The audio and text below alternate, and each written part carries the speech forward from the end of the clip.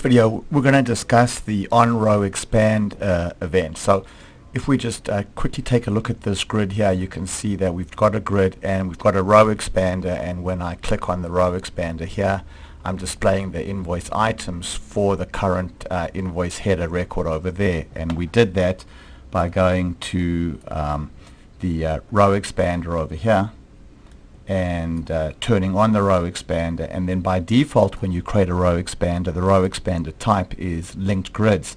And then you can see I went there and I defined the RowExpander so that it should display the invoice items grid linking on the invoice number field.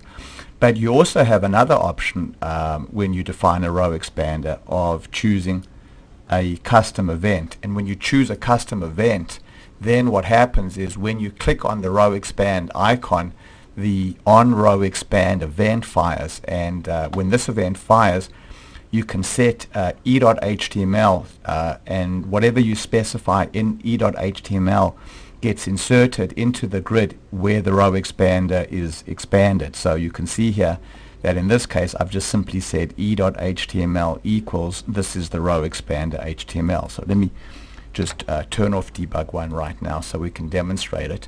So I can go here and I click on that row, and you can see the RowExpander is opened.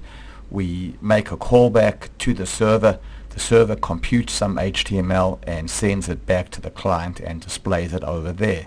Now obviously this is an incredibly trivial case, but in the real world, in computing this HTML, you're going to want to know which row was expanded and what the primary key value of that row was, so that you can compute the HTML to display in the RowExpander using that knowledge. So let's go ahead now onto and put a debug 1 statement over there, and now go into working preview, and I'm going to click now, say for example on row number 4 over here. So I'll click on row 4, and you can see that we hit our breakpoint.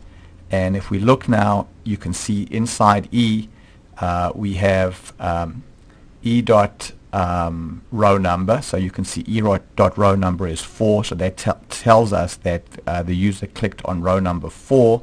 And also you can see that there's another property inside E called the primary key values array.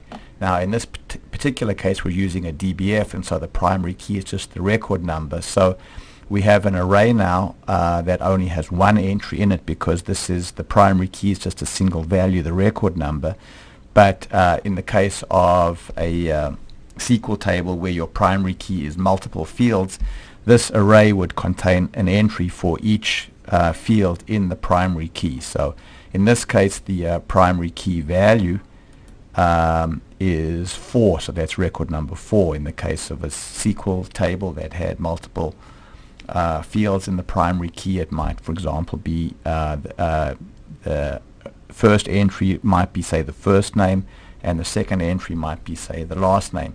But this tells me all the information that I need to compute the HTML that will be displayed in the RowExpander, because I know which row was expanded and what the primary key of that row was. So I can now go and define a much more elaborate response to send back in the e.html property, and I can also send back JavaScript as well. So if my HTML that I'm going to send back includes any event handlers, I can define those event handlers in the e.javascript property over there. So the on-expand row event handler is used when you create custom RowExpanders.